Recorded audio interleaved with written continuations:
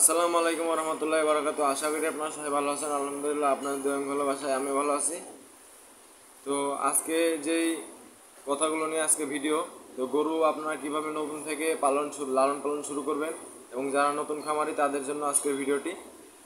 তো আমার অভিজ্ঞতায়, নিজ বাস্তব অভিজ্ঞতায় আপনাদের কাছে আমি কিছু কথা শেয়ার করব। তো আপনারা যেহেতু আপনারা গরু পালবেন, তো খামার করতে যাবেন, তো যারা আপনার মনে করেন মাসে 30,000 40,000 টাকা যাদের মাসে ইনকাম আছে, তাদের আমি মনে করি যে গরুর খামারে আসার দরকার নাই। এবং যারা বেকার এবং চাকরি পাচ্ছেন না, যাদের ইনকাম কম, বাড়িতে বসে থাকছেন অবসর সময়, তাদের জন্য গরু পালা। আর গরু শহরে কোনোদিন পালা যায় না, গ্রামে পালতে হয়। এবং আমরা গ্রামে গরু পালি। এবং গ্রাম বলতে আপনার মনে করেন যেখানে পানি নিষ্কাশন করা যায়, যেখানে গোবর ফেলানো যায়, যেখান থেকে ঘাস আনা যায়, এবং গরুগুলো রাখার একটু জায়গা লাগে। এবং যারা নতুন করে শুরু করবেন তাদের জন্য বলতে চাই যে আপনারা অবশ্যই যখন ঘর শুরু করবেন, গরুর ঘরে, যে আমি প্রথমে এই যে আপনারা দেখতে পাচ্ছেন এই ঘরটি শুরু করেছি, এই যে এখানে এখানে আপনার 3টি গরু আমি প্রথম তুলেছি। তো 3টি গরু থেকে আলহামদুলিল্লাহ এখন আমার ফার্মে প্রায় 60টি গরু। এবং আপনাদের দোয়া এবং ভালোবাসায় আলহামদুলিল্লাহ আমি অনেক দূরে এগিয়ে যেতে পারি। অবশ্যই আপনারা দোয়া করবেন। এবং যারা নতুন করে খামার শুরু করবেন তাদেরকে আমি বলি যে অল্প খরচে আপনারা খামার করবেন। তো এই যে আমি খালি উপরে সিমেন্টের টিন দিয়েছি এবং এই যে নিচে দেখতে পাচ্ছেন এই যে ছোট চারিগুলো করেছি, এবং পরের বার এই যে এগুলো করেছি সামনে। তো যারা ঘর করবেন অল্প খরচে, পারলে নিচে ইট বিছিয়ে করতে পারেন, খালি উপরে খোলা মেরে দেবেন। তো বেশি খরচ যাতে না যায়, যেহেতু লস গেলেও আপনারা যদি না পালেন, এগুলো যাতে ব্যয়বহুল খরচ না যায়, এটা অবশ্যই আপনার মাথায় রাখবেন। এবং গরু কিনতে গেলে অবশ্যই আপনার নিজ হাট থেকে কেনার চেষ্টা করবেন, এবং দূরের হাটে যাবেন না, এবং টাকা পয়সা সাবধানে নিয়ে যাবেন। এবং কিছু দালাল চক্র আছে, তাদের থেকে অবশ্যই আপনারা বিরত থাকবেন। দালালেরা আপনার কি মনে করে আমি বলি। তো আমি প্রায় অনেকগুলো গরু কিনতে গিয়েছি। তো আমি একটা গরু কিনতে গিয়ে আপনার এরকম হয়েছে যে আপনার মনে করেন 1,40,000 টাকা যদি একটা গরুর দাম চায়, আমরা বলি 90,000 টাকা, 1,00,000 টাকা। তো মানে গরুর সাইজ বুঝে, ভালো গরু যেগুলা, পরে আপনার ব্যাপারীরা আপনাদেরকে গাইল পারবে, মানে গালিগালাজ করবে এবং নানান ধরনের কথা বলবে যে আপনার গরু কিনা লাগবেন না, ছোট বাছুরের হাটা যান, গাই গরু কিনেন, এরকম কথা বলবে।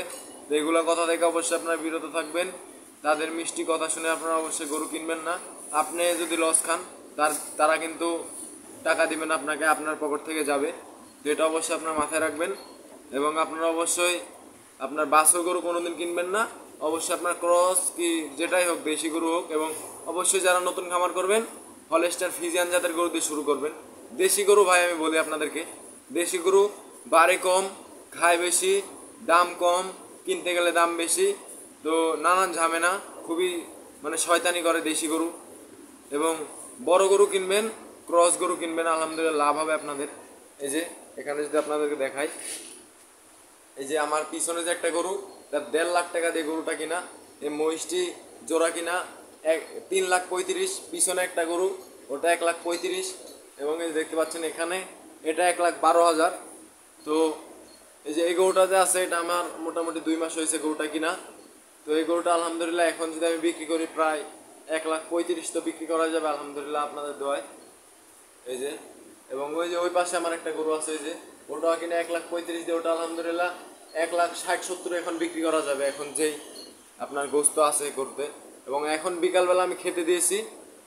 আর যেটা বলতে চেয়েছিলাম, তারা কিন্তু নানান ধরনের কথা বলবে আপনাকে, এইগুলাই কথায় কান দিলে চলবে না। আপনি গরু একটু লাস্টের দিকে গিয়ে আপনার দাম দর করে আপনার হিসাবে যদি খাটে যে এই গরুটা আপনার মনে করেন 5 মণ ওজন, তো 5 মণ ওজনে প্রায় যদি 28,000 টাকা মন ধরেন, হিসাব করবেন কত টাকা হয়। যদি আপনার 5 মণ হয়, মোটামুটি 1,40,000 টাকা দাম হবে। আপনারা আরও 20,000 কমে বলবেন। এবং আপনাদের বুদ্ধিমতো আপনার মাথা খাটিয়ে আপনি গরু কিনবেন। এবং অবশ্যই আপনারা বাছুর গরু কিনবেন না, বড় গরু কিনবেন। তো এটাই আপনাদের কাছে আমার অনুরোধ। এবং আপনারা অবশ্যই খামার করতে গেলে প্রথমে আপনার নিজের লোক নিয়ে যাবেন এবং দালালদের নেবেন না, বুঝে শুনে গরু কিনবেন। এবং অবশ্যই যদি আপনারা পারেন, আগে ভাগে হাটে গিয়ে গরু কেনার আগে হাটে গিয়ে অবশ্যই আপনারা গরু কিনা বেচা দেখবেন, এরপরে যাই গরুর দাম দর বলবেন। আমাদের এদিকে একটা হাট আছে, রাজশাহী সিটি হাট, উত্তরবঙ্গের জন্য অনেক বড় হাট। এই হাটে আমরা প্রায় গরু কিনি। তো এই হাটে আপনারা যদি 1.5 লক্ষ টাকা দাম বলে, আপনি যদি 1,10,000 বলেন, তার যদি লাভ হয়, আপনাকে যদি গরুতে থাবা দিয়ে দেয়, মানে আপনার পিঠের মধ্যে যদি আপনার হাত দিয়ে থাবা দেয়, তাহলে আপনার ওই গরু নিতে হবে, কারণ সে গরু দিয়ে দিয়েছে। এবং নানান হাটের নানান নিয়ম, তো এগুলো মেনে আপনারা গরু কিনবেন। এবং হাটের মধ্যে অনেক ভিড় থাকে, আপনারা অবশ্যই টাকাগুলো আপনার খুবই সেভে রাখবেন। এবং আমাদের এলাকার এক ভাইয়ের খামারি, তার পকেট মানে আপনার যে একটা আপনার বেল্ট সিস্টেম যে একটা ব্যাগ আছে, ব্যাগের নিচে থেকে ব্লেড মেরে মোটামুটি 3 লক্ষ টাকার মতো নিয়ে নিয়েছে।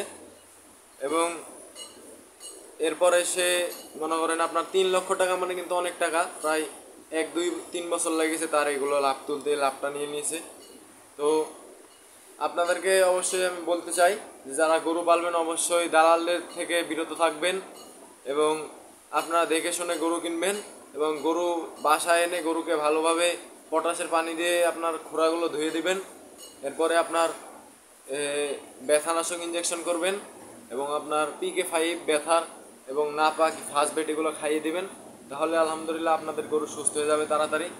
এবং এখন কিন্তু খুরা রোগের অনেক উপরভাগ, মানে অনেক খুরা রোগ হচ্ছে গরু, এগুলো থেকে আপনার বিরত থাকবেন। আমার গরুগুলো একবার খুরা রোগ হয়েছিল, আলহামদুলিল্লাহ আপনাদের দয়া ভালো হয়ে গেছে আল্লাহর অশেষ মেহরবানিতে।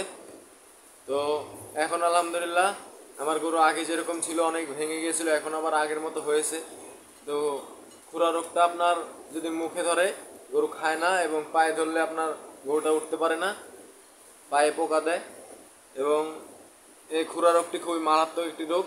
এবং আপনারা এনে গরুগুলো সাবধানে রাখবেন এবং পুরাতন গরুর সাথে রাখবেন না, নতুন গরুগুলো এনে একটু কোয়ারেন্টাইন শেডের মতো দূরে রাখবেন, যাতে এখানে ভাইরাসটা না আসে গরুর। তো অবশেষে আপনাদেরকে বলতে চাই যে অবশ্যই আপনারা বুঝে শুনে খামার করবেন এবং দালাল থেকে বিরত থাকবেন। আশা করি আপনারা সবাই ভালো থাকবেন, সুস্থ থাকবেন এবং ছোটো ভাইয়ের জন্য দোয়া করবেন। আসসালামু আলাইকুম রহমতুল্লাহি ওয়া বারাকাতুহু।